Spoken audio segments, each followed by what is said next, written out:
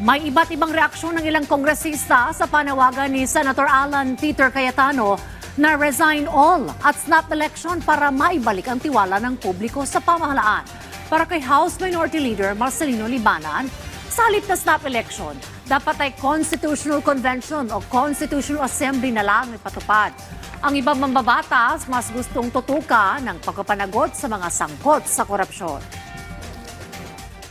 Ito na siguro yung tamang panahon para tumawag tayo ng Constitutional Convention or Constituent Assembly para baguhin ang ating konstitusyon dahil nakikita po natin may mga bagay na kailangan baguhin. At kung hindi lang ito eleksyon, pero kasama nandito ang genuine electoral reform na kinakailangan ng ating bansa. Kung nasa batas yun, bakit hindi? Pero kung wala naman sa batas, maraming babaguhin. Kaya dapat ayusin muna natin kung ano ba talaga ang nasa batas. Sa tingin ko dito medyo tone deaf. Ang panawagan ng taong bayan ay accountability, panagutin yung mga nagnakaw sa kaban ng bayan. Hindi eleksyon ang sagot dito. Baka nga dahil sa snap election na proposal, baka maka-evade pa ng accountability yung mga dapat panagutin.